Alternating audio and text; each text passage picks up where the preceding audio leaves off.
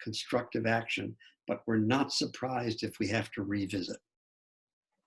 So school after school that Michael and I have heard about started out doing the online learning and then had to modify, especially in the first couple of weeks as they learned what would work and what really made a difference and so on. It's a good example. And we're still in the midst of this in many ways. You're in different places in different countries in terms of where the virus is and all that kind of stuff. But we still have a lot of uncertainty left to go. So for us, it's a big dilemma. And we want to share a couple of thoughts with you because as awful and as unprecedented as this crisis is, some of the basics of being a leader in a crisis are actually pretty simple. Not easy necessarily, it's not the same thing, but simple in the sense of being basic. We don't imagine that you've never thought of these. We don't imagine you haven't been doing these. We just want to underscore them because in our experience, they have proven so important. And the first major point is Michael's. He's going to share that with you. So if you like to keep lists or bullet points, we're going to do 4 C's and an E. We've tried to distill it down. And the first C is courage. I believe that the most important thing you have done for your community these past weeks is to find your courage in a terrifying situation. You've had parents who've been deeply frightened.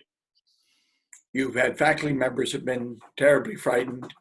We've heard stories about administrators who just fell apart. I mean, really competent people who just couldn't cope. And everybody in a school community looks to the leader to see how she's processing this. How is he processing it?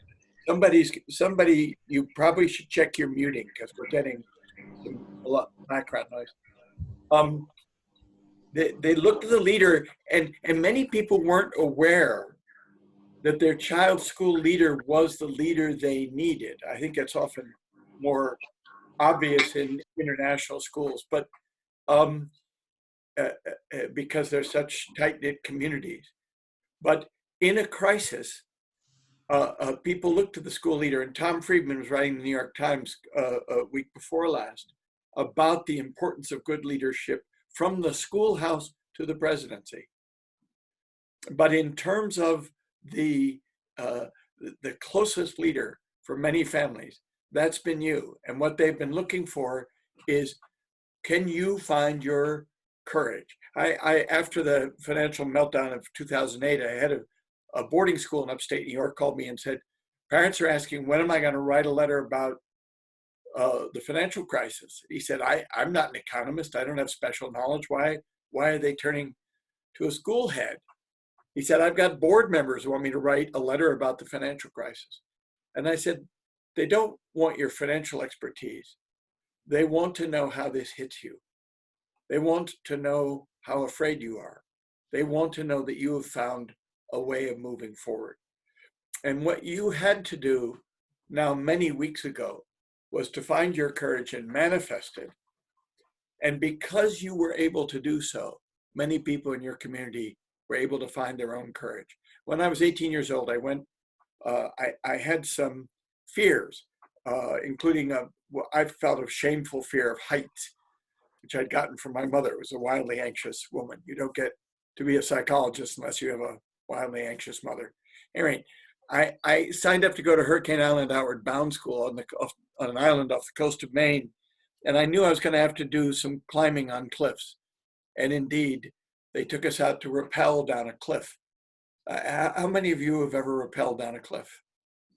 You bet, yes, right? Oh, lots and lots, yes, yeah. Good for you. And I was terrified.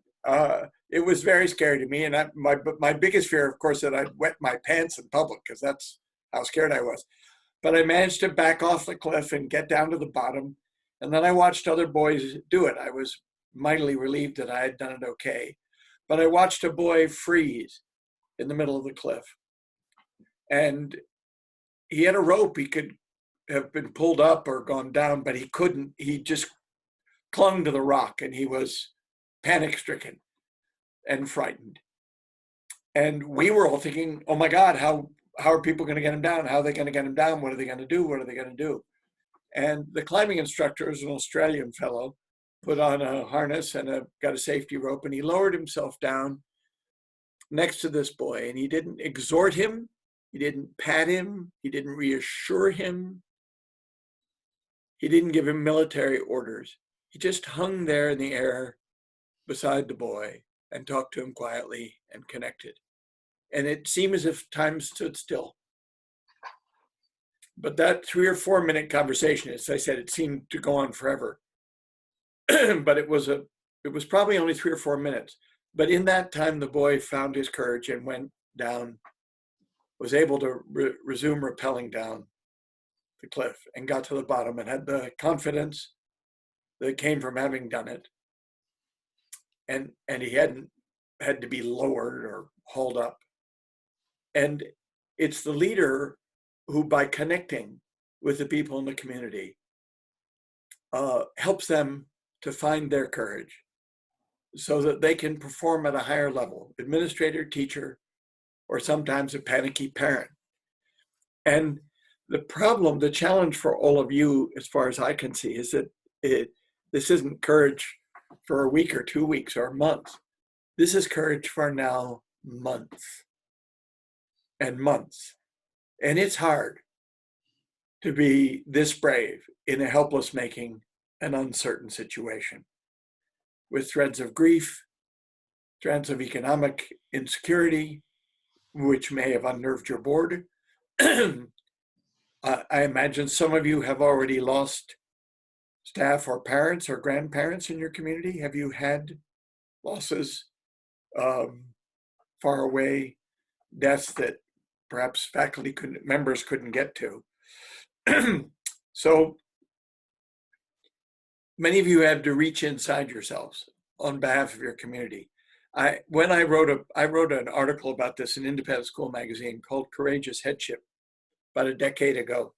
And when I was writing it, I looked for a definition of courage, which I wanted to share. And I found one by Eleanor Roosevelt, who had a tragic childhood, born to a mother who thought her ugly and had no use for her, and a mentally ill alcoholic father. In any case, both of her parents had died by the time she was 10 years old, and she was turned over to a hard-hearted grandmother who had no interest in her.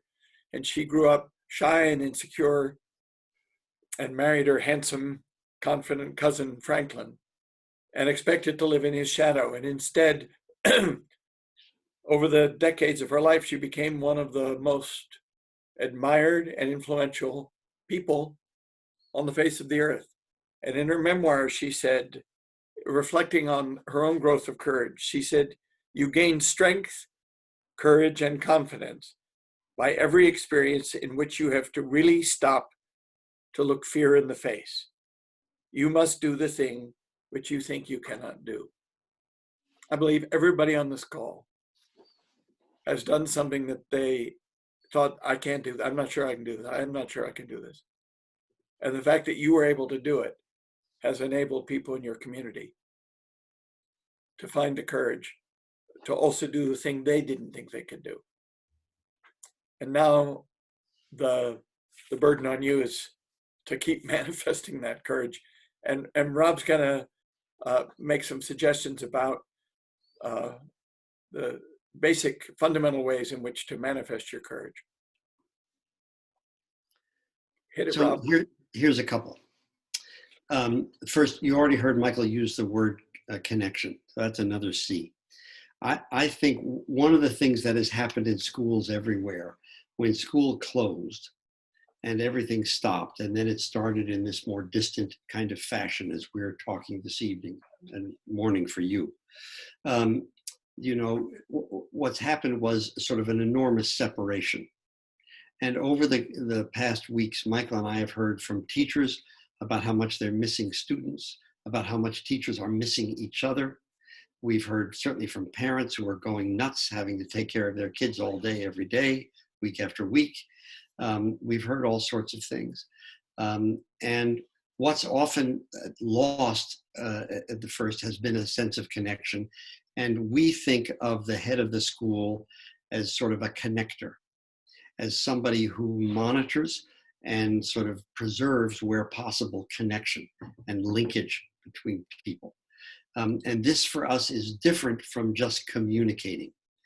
In the early going, we encountered a lot of schools in the US where the teachers, who were very anxious to convince parents that they were doing everything they could, were flooding the students and the families with materials to the point where they were getting pushback, too much, right? This was communication, but it didn't feel like connection. And connecting, and both first you with your people and even eventually with your parents, is one of the key ways that you help people cope. And I'm going to return to that at the end after I say a couple of other things. The next C for me is clarity. It turns out to be enormously comforting to people most of the time when the leader can be clear about what's what. In a situation where you don't know everything, you don't know when something's going to end, you don't know when there's going to be legal or official permission to open or whatever, you can't always be clear about everything. What you can do is be as clear as you can. All of you who run schools know there are always things you can't say publicly that you actually know in your head, personnel matters and other things. So it's not a matter of being 100%, but to be as clear as you can.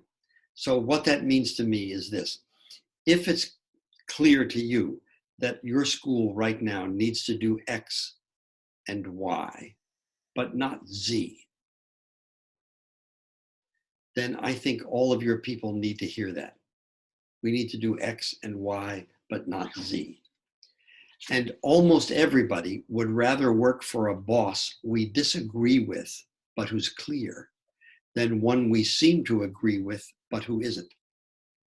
Plus, there's a moment of revenge that's available to you here thanks to the crisis. Probably all of you have on your faculty some teachers who are deeply devoted to their students or to their subject area, but who are really a pain in the ass to manage. They pick nits. They quarrel about little things. They stop by your office and they rap on the door and they say, "Have you got a minute?" And you think, you know, what are you supposed to say to that? Well, yes, I do. I do have a minute. I've been sitting on my ass all morning and I'm bored to death and I'm delighted to see you, and please come in and occupy some of my time, or something like that. Even these people are not confident about the future right now. They're not confident about the future of not just COVID, but maybe the school, maybe their own employment at the school, etc. And for you to be able to say, we need to do this, but not that,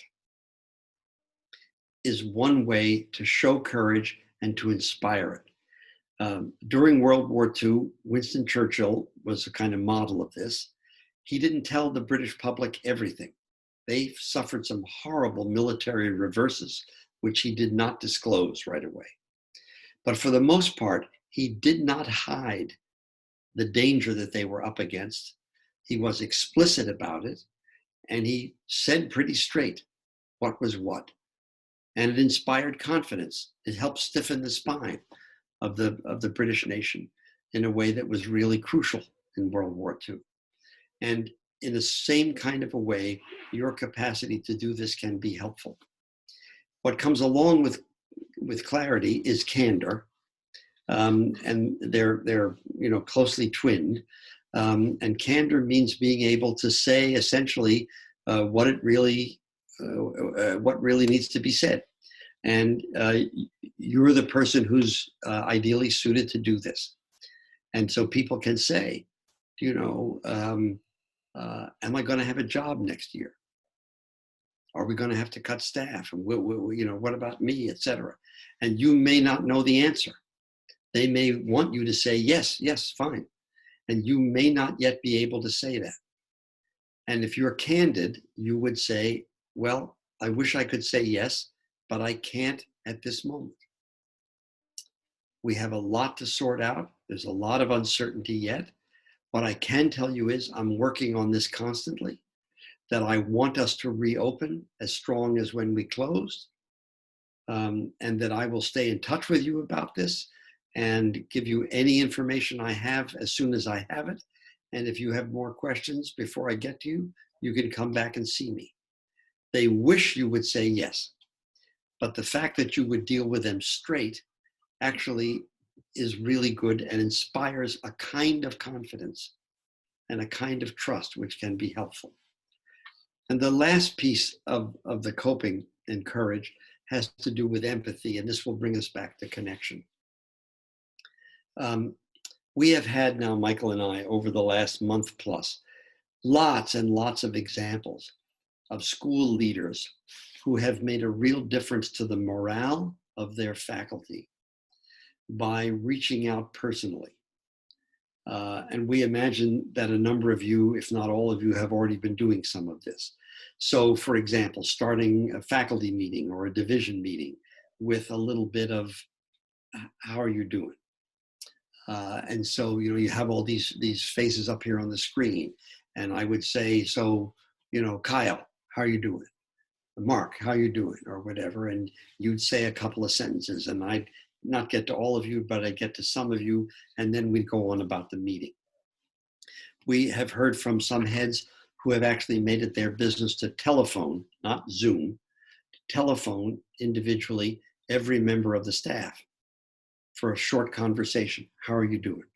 Not how's the online teaching going? How are you doing? Right? There's nobody who doesn't like it when the boss takes a personal interest. Depending on your school and its situation, it may be very important and helpful to your future and to the enrollment of the school if your teachers are able to do something similar with parents. And it's not something that comes necessarily naturally to them, but if you're going to ask them to do it and you have done it yourself, it's going to be easier for them to do it. So none of these things, as you can see, are rocket science. None of these are things you've never thought about, and probably not things you've never done. But we have found them over and over in other crises, and so far in this one, to be really useful. To be able to look fear in the face. And you heard Michael say, it doesn't mean saying we got this fixed, it's all set. It means facing up to it. And then being able to try to make connection where you can, to be offering as much clarity as you can, to be candid where it's relevant, and to have empathy here and there in key spots for people. And if you can do these things, the odds are high that you will be supporting your people in the best way possible. So we're done the sermon now, and we'd like to do two things. We'd like to have your questions, comments, whatever, about any of this or something else that you wanted to hear from us that we didn't get to. And we'd like to hear a little bit about what it's like being in your shoes as the leader trying to do all this. Okay? I'm just going to repeat what Ed said. Remember, we're not specialists in online learning. There's just a ton of things you know more about than we do. We are two trained clinical psychologists, and we're interested in the intersection of your work and your personal psychology and the psychology of your community. So throw us some questions. Yeah.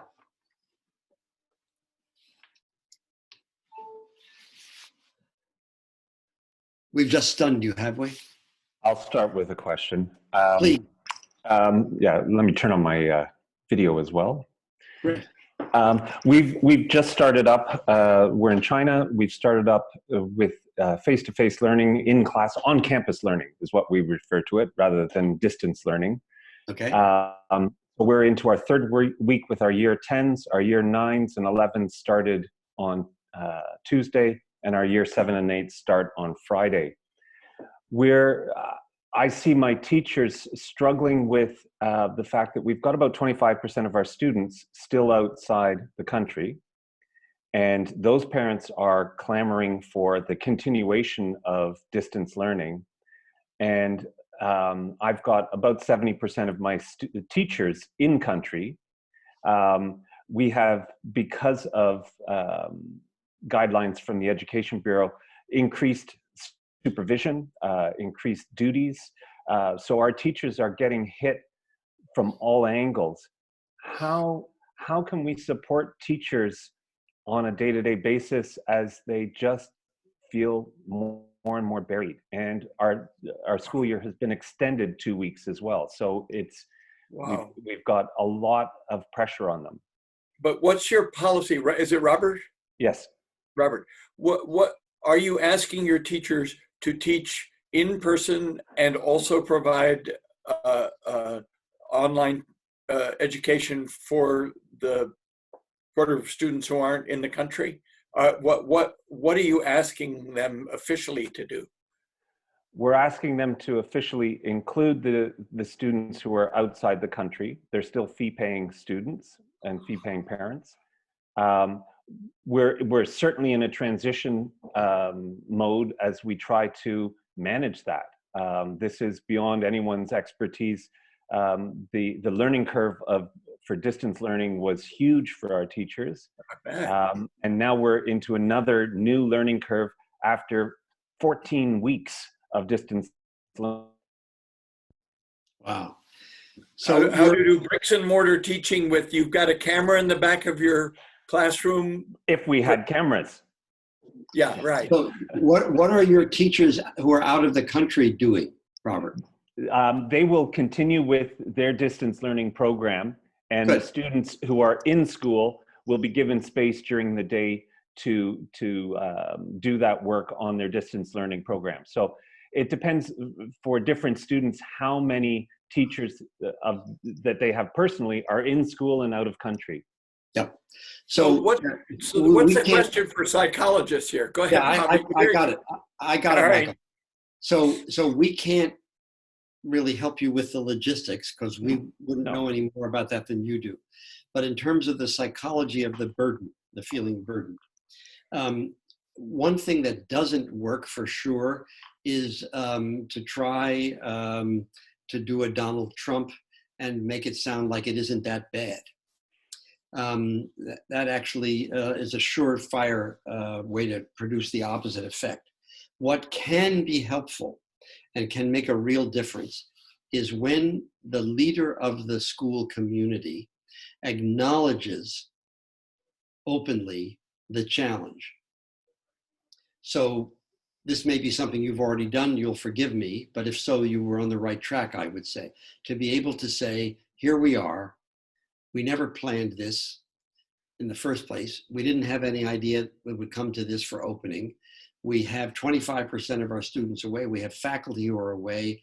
We're having to now try to manage both kinds of learning. We've got 2 extra weeks.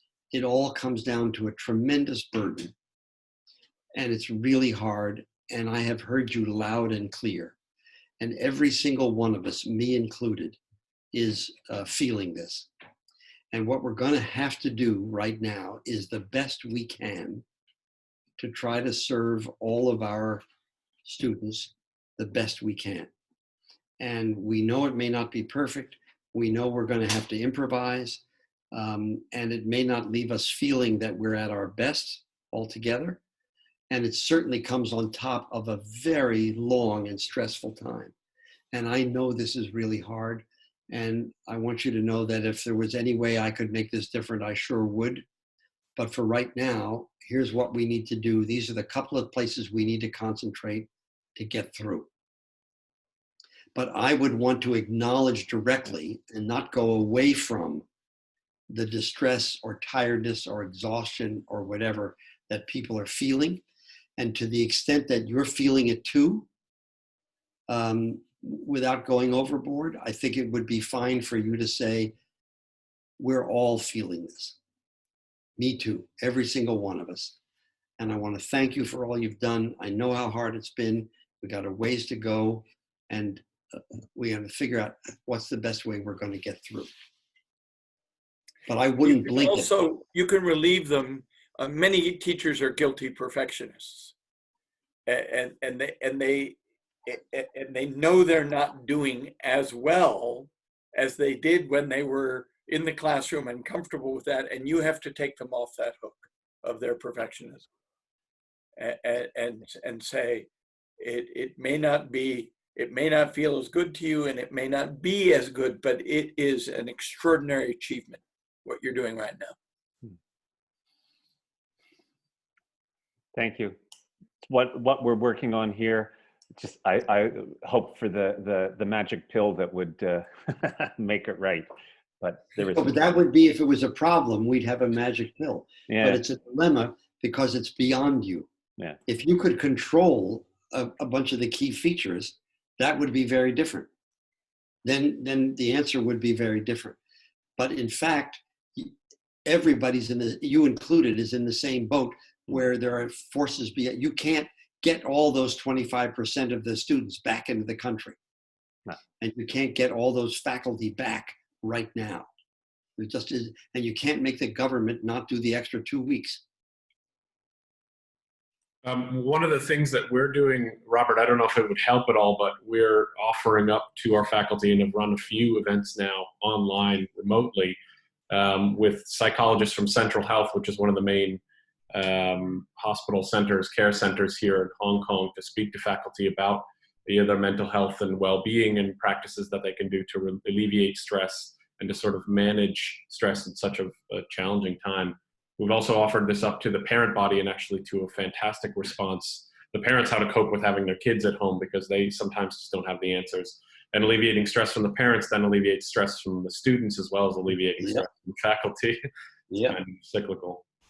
No, it's very good. It'll cut down on the number of calls from parents to teachers complaining about stuff when the actual source of distress is at home and not, instructional and so on. So that's actually been quite helpful for you, Kyle. Yeah, we found a good response. It's relatively new for us, but thus far all of the community response that we've gotten back has been positive, and the faculty are very grateful for what's sort of been given to them. Some of the tools, some of the skills they already were practicing, since we've been at this for a very long time now, but it helps them remind them, center themselves on what's really actually important. Yeah, yeah.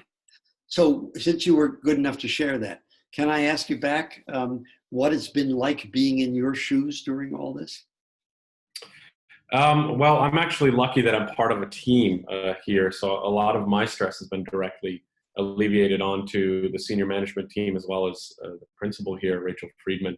And our challenges that we're facing, I think similar to pretty much everybody in Hong Kong, one of the biggest difficulties right now is the flip-flopping, the back and forth on whether or not we should open, and to what end we can open, and the things we put together to get approved to open, and all of the challenges that go on board with that. When we've kind of gotten over, as David mentioned earlier, the shock of online learning and the challenges that came with that, and we, I guess, to a certain extent, were fortunate that it happened relatively early, and we were able to sort of jump in head first in that. Now with this sort of, I don't envy you, Robert, in China, because I imagine that that's something we're going to be facing as well here in Hong Kong, is this sort of divided on-campus and off-campus functionality, because we will have parents that will just deny sending their students to an on-campus school when we do open back up, and we have to respect their decisions not to send their child here, and also accommodate for them because they are fee-paying parents. So one of those challenges that we're sort of trying to tackle now is how do we then help our faculty through that transition, and what expectations do we have of them, and what expectations should they then have of us. So we're sort of just stepping into that, wading into that, where Robert is in China right now with the reopening of everything. We were on an AAIE call on Monday of this week, and Sandy in Copenhagen said 82% of his kids came back, and within 2 weeks it was up over 90%. But those are all kids who are in the country. But parents are not as fearful as I imagined they would be. Those were higher numbers than I expected to hear. Other people, other questions? Yes. Richard Nuns has a question on the chat, but Richard, why don't you just go ahead and ask it? Sure. So we're in a very fortunate situation here in China, in that our school is open with most of our teachers in the school. my thoughts really go out to people where they're not yet at that stage. Our question is to do with teachers who are due to join our school in the summer. So we know they've got various concerns, both about what it's like in China, whether they can physically travel, also about the situation in their current country and their home country. I'm just interested in any tips or insights that you might be able to offer for how we can build meaningful connections with these new teachers before they've arrived, to reassure them when realistically that there are so many unknowns. Richard, how many have you got in that position? We're very fortunate in that it's only 5 who are out of country. Okay. I believe that your phone call, go back to my image of the kid panicked in the middle of the cliff and the instructor hanging next to him and making contact and making connection. I believe that an in-person phone call, the intimate voice, not a Zoom. There is something about Zoom. Well, one educator described it to me as standing at attention for an hour. There is something about the phone and the voice and asking them about what their concerns and their fears are and what they would like to know. I think a 10-minute call, 15-minute call maximum. This is not a full psychotherapy session. Sure. Where you hear them out and they get to tell you their fears. And if you can acknowledge that, yes, some of those things are fearful, but yes, they will be able to travel. If your voice acknowledging it and essentially sharing the burden of it may get them, may enable them to find their courage. Are you worried that they won't come? I don't think so. I just think that there's unknowns about when they will be able to come, what their experience will be like, and maybe some of them are wavering now. Well, you can't guarantee their experience, but you can share the burden of their fear in a call. That's what I would suggest. And it's come up a couple of times, Richard, now already. This is a great paradox. People who run schools are prototypically people who are good fixers and who are good problem solvers and who normally take to something and, figure it out and make it work. And it is often particularly hard for those of us. I used to run a nonprofit children's mental health clinic for a very long time. And for those of us who run things, it's hard not to be in control of some of these kinds of situations. And even if those of you who have had a lot of international experience are used to rolling with some punches and see yourselves as fairly flexible, still most people who run a school are the person in the end. People come to you and they say, I need your help, and you help them out and so on. And the paradox here is that it's often more helpful simply to inquire and listen, especially in the face of conditions that you can't change, more helpful than it is to try to reassure and say it's going to be fine and all that kind of stuff.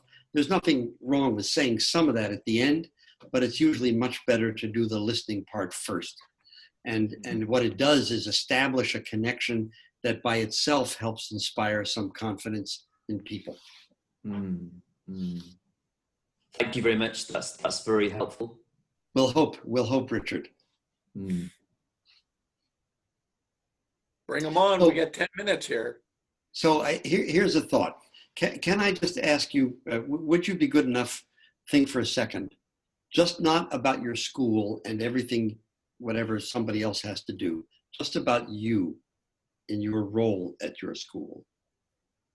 And think about a piece of what it's been like being in your shoes. That's been a challenge.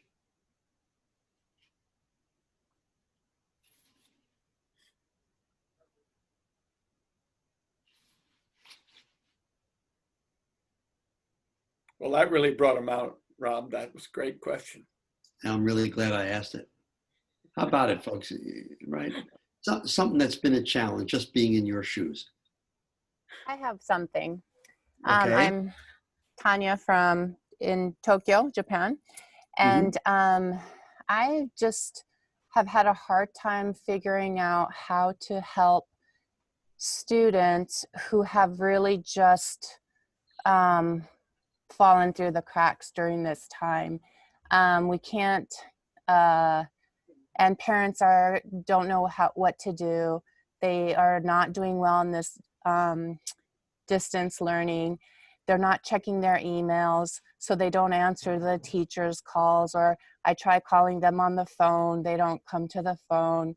And I don't know what to do. We only have about 2 or 3 of these kids, but What child, Tanya? What age child?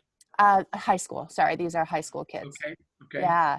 And these were kids that did great when they were at school, and they are just really falling apart. And yeah, my heart breaks for them. I don't know, we give parents names of psychologists and places they can go or call, but these are teenagers and they can't really pull them out of the house and go during this time either. So anyway, yeah, any thoughts about that? I do have some thoughts, Tanya. I need someone to interview the parents about what they're seeing. I don't know why the parent can't get the child to the phone. Yeah. And that sounds like a possibly a feckless or ineffective parent. And maybe the parent is in as big trouble as the child. Oh, definitely. I found that out very quickly when I talked to them. Okay. Yeah. Okay. I would find out which teacher could call a teacher who has some connection and authority so that they can get the child on the phone and interview the child without the parents providing their own emotional lens. I want whoever is the best advisor, best contact to talk to that child and put enough pressure on so that happens. Because the child could in fact be in a depression. Yes. Yeah. They could be in That's what I'm worried about. Yeah. Yeah, of course. But they could also be in some stuck, they could be on strike against the parent, and then the parent is frantic and the child is more resistant. I don't know what's happening, but I know that there have been parents who've been so awash in feeling themselves that their kids have withdrawn from them. It's been too much for the kid to bear. So And this is, I'm sorry. Somebody has to mute themselves. That'd be a help. But there's a second thing, Tanya, which is there's a flat out limit to what a school can do, even when everybody's showing up at school every day. And there are limits in terms of what you can do about what happens at home. And in a situation like this, where the students are not actually coming to bricks and mortar school every day, that can be even more true. And it's a great frustration. It's a small number of students, as you have just said, but it's a tremendous frustration, often a real worry. But the honest truth is that there are some limits, especially when the parents have their own difficulties by themselves. And a parent who cannot get their kid to the phone is already in a difficult spot. And I'd be surprised, if I were going to be just brutally honest, if you'd be able easily to break through that. I think you should do what Michael said, but I think the odds are challenging here. Thank you. I just want to respond to Jennifer in the chat. Thank you for that ride in the rain. Thank you. You remind me. That's a sidebar. Other questions? We've got about 6 more minutes. Can we be helpful?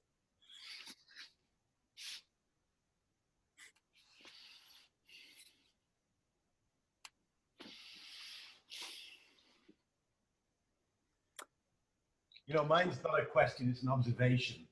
Okay, David.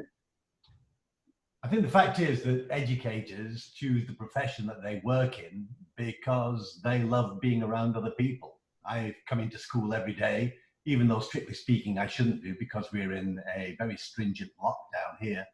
Michael knows our school, it's huge. And the corridors that are usually so full of kids and teachers and workers are completely empty. And I spend much of my day, my regular school day, surrounded by life and laughter.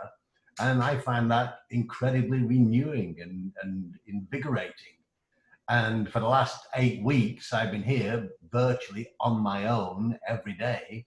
And sadly, all I've got to look forward to is Zoom conversations, which I find totally unmotivating. So I think for me, and I think for many of our teachers and administrators as well, without the warmth of human presence, without the joy of simply being around other people, this is a really, really hard job. Yes, that's a great summary, David. I think, I don't know what others of you are thinking as you listen to David, but we have heard Michael and I, there's another David going like this. Yes, that's familiar to you too? Yeah. Yeah, I was actually going to jump in. I'm sitting here with our team, and we've been on campus every day since February 3rd. And David, I totally agree. You walk around a shell of a school, and you know, you talk to families around that a school is just a cold building, you know, and we all go into education for the connections and the people. And so yesterday having people back on our campus, just having all the faculty back, I just was walking around. At one point, one of our teachers asked me what I was doing. I said, I'm just soaking up having people around us again.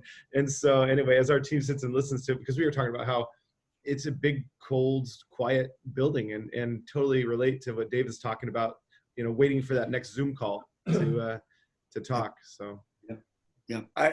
David, tell us, do you have any possibility of opening this year, or are you looking at next fall?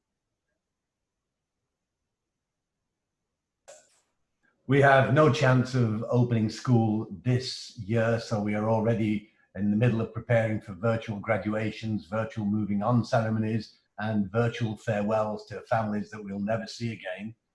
We have prepared for a late start to the school year, but we have no idea whether new teachers will be able to get in, or even old teachers who have left will be able to return. So I was talking a couple of days ago in the leadership team, you know, remembering those words of Donald Rumsfeld about known knowns and known unknowns, and yes, and unknown knowns and all that.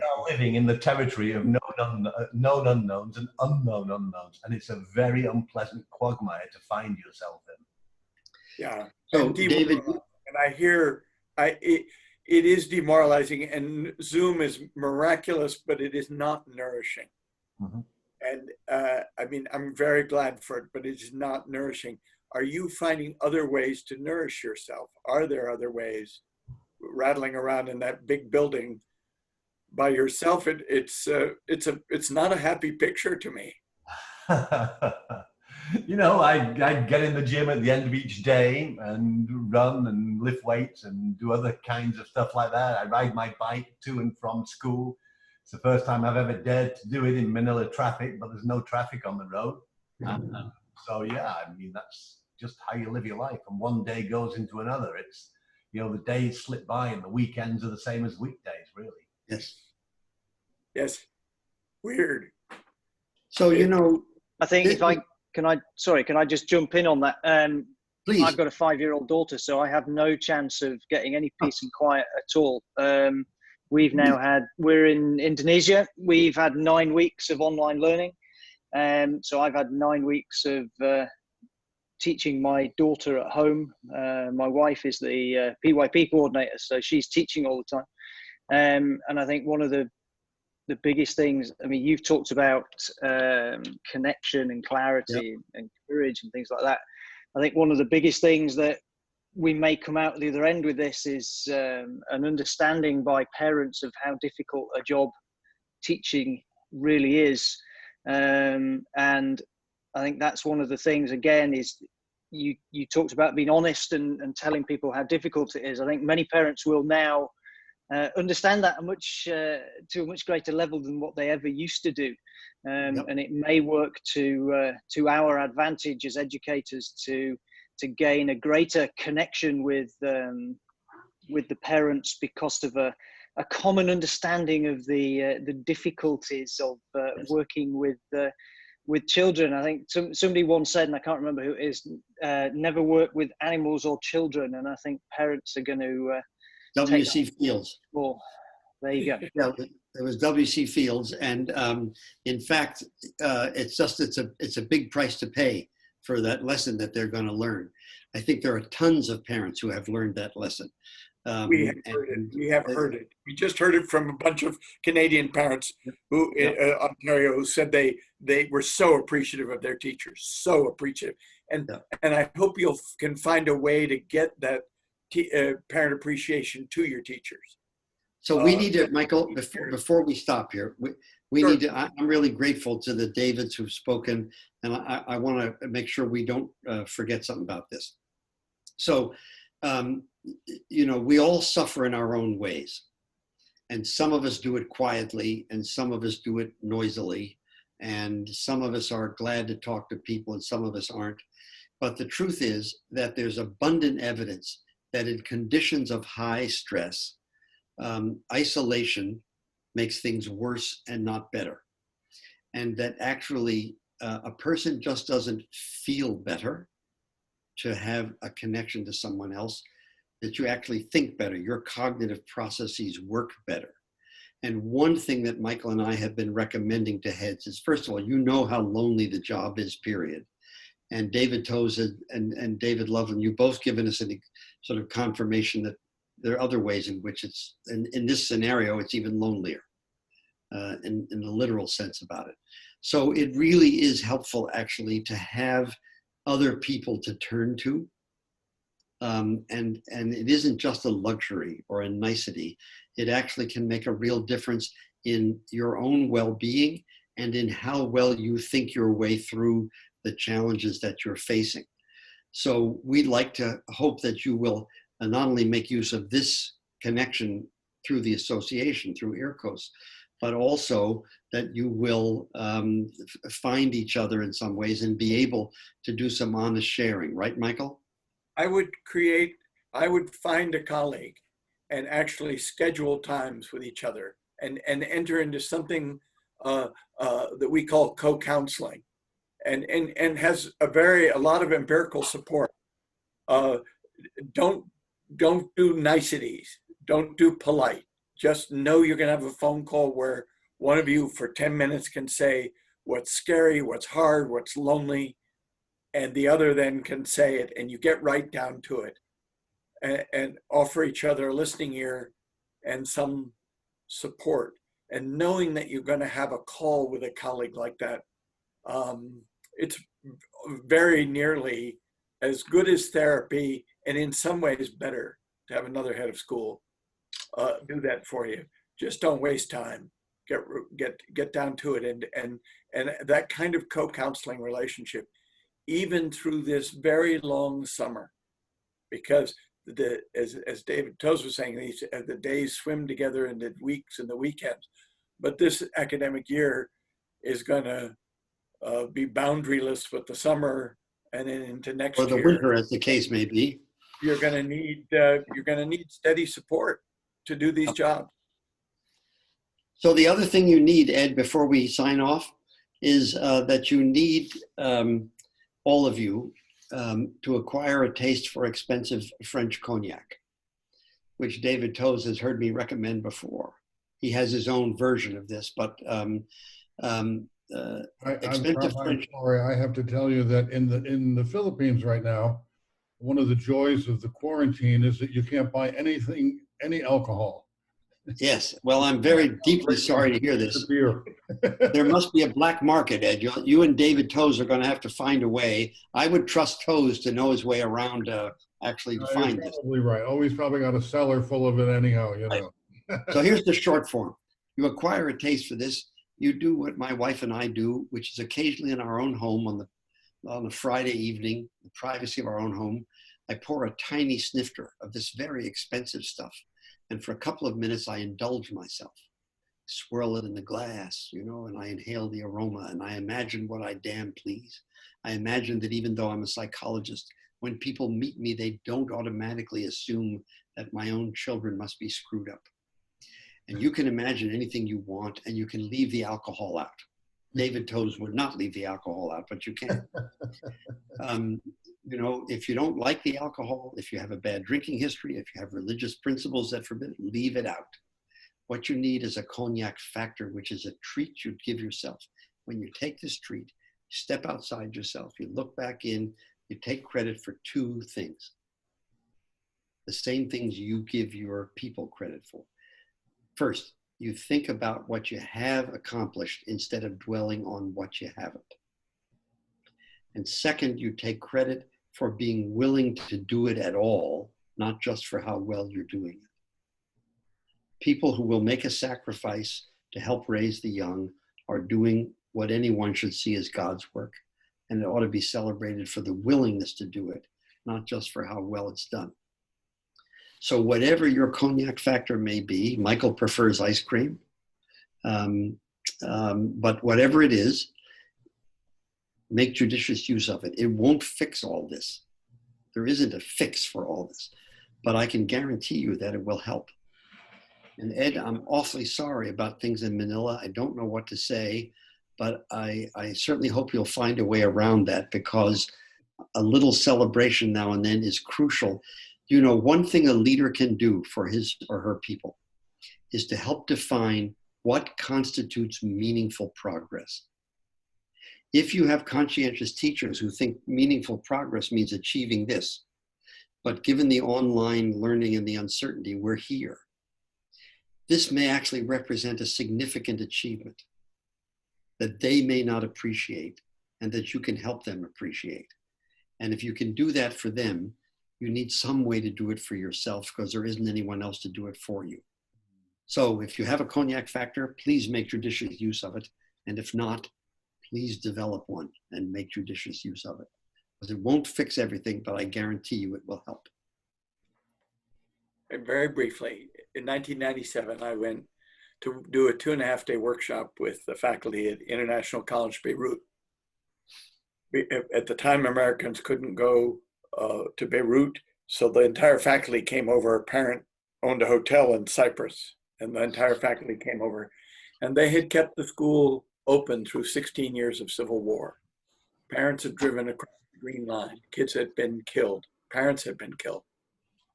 There had been shelling days. And I was deeply, deeply moved and touched by talking to these people who had kept the school open and educated children for 16 years during a civil war. I was impressed by the power of the mission of educating children and its ability to bring out the best in adults. And I'll never forget it. I'll never forget the conversations we had about how they hung in there. And so I believe that people can persevere under extraordinarily difficult circumstances. And some of them really rise, many of them really rise to the occasion. Are we done? We hope you do too. We hope you're going to stay healthy and safe. And we wish you all the very best. Well, thank you, Rob and Michael, for a really good conversation. I just wanted to check, does anybody have a final question before we shut down? Otherwise, I just say thank you all very much for finding time, and I wish you all well. And as I said before, please, if you have ideas of other topics you'd like us to try to find people to speak with you about, that's what we're here for, to support the schools in these difficult days. So all of you, please stay well and stay in touch. Michael, and Thank Rob, you, Ed. thank you very much, and we'll get back in touch. Thank you. Okay. Thanks. Stay healthy. Thank you all. Yeah. Best of else. Take care. Bye-bye. Bye-bye. Bye.